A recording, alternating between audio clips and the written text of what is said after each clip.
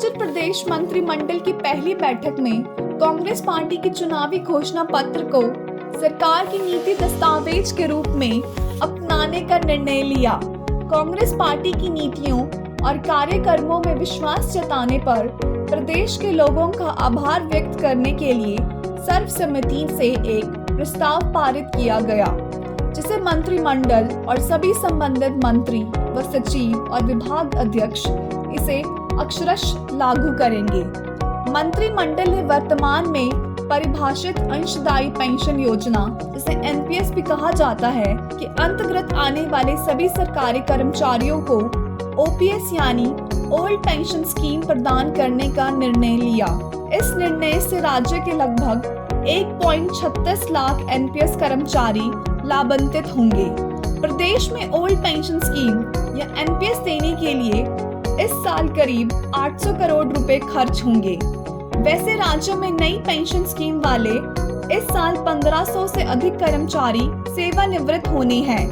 वहीं हिमाचल में old pension scheme OPS को लागू करने का फॉर्मूला कमोवेश कांग्रेस शासित राज्य छत्तीसगढ़ से मिलता जुलता हो सकता है। प्रदेश सरकार ने 1 अप्रैल 2022 से पहले नियुक्त कर्मचारियों को एनपीएस में बने रहने या पुरानी पेंशन योजना में शामिल होने का विकल्प दिया था। इसके लिए कर्मचारियों से एक शपथ पत्र भी मांगा जा रहा है। यदि कोई कर्मचारी पुरानी पेंशन योजना का विकल्प चुनता है तो उसे 1 नवंबर 2004 से 31 मार्च 2022 तक सरकार के योगदान और लाभांश को एनपीएस खाते में राज्य सरकार को जमा करना पड़ता है। वहीं सरकारी कर्मचारियों को इस अवधि के दौरान एनपीएस में जमा कर्मचारी अंशदान और लाभांश एनपीएस के नियमों के तहत देने की व्यवस्था की गई है। हालांकि ये तो छत्तीसगढ़ की व्यवस्था है, पर मुख्यमंत्री सुखविंदर सिंह सुक्खू ने हिमाचल का अपना सर्वश्रेष्ठ मॉडल बताया है, तो इससे लग रहा है कि यह छत्तीसगढ़ के मॉडल से कुछ अलग भी हो सकता है।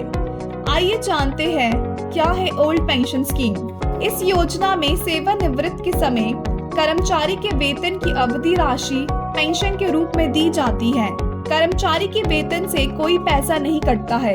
कर्मचारियों को भुगतान सरकार कोष के माध्यम से होता है।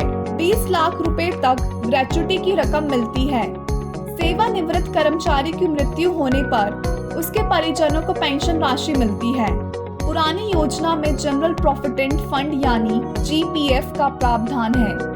इसमें महंगाई भत्ते को भी शामिल किया जाता है, जबकि नई पेंशन स्कीम में कर्मचारी की बेसिक सैलरी और महंगाई भत्ते का 10% हिस्सा कटता है। इसमें सरकार की ओर से 14% की हिस्सेदारी दी जाती है। इस स्कीम के तहत सेवानिवृत्त पर पेंशन पाने के लिए एनपीएस फंड का 40% निवेश करना होता है। सेवानिवृत्त के बाद निश्चित पेंशन की गारंटी नहीं होती। एनपीएस शेयर बाजार पर आधारित है। इसमें महंगाई भत्ते का प्रावधान शामिल नहीं है। सेवा के दौरान कर्मचारी की मृत्यु होने पर उनके परिजनों को कुल वेतन का 50% पेंशन के तौर पर देने का प्रावधान है। वर्तमान में हिमाचल प्रदेश में कर्मचारियों और पेंशनरों पर बजट का 35 से 40% खर्च हो रही है। ऐसे में ओपीएस लागू होने पर आने वाले वक्त में ये खर्च और भी बढ़ सकता है।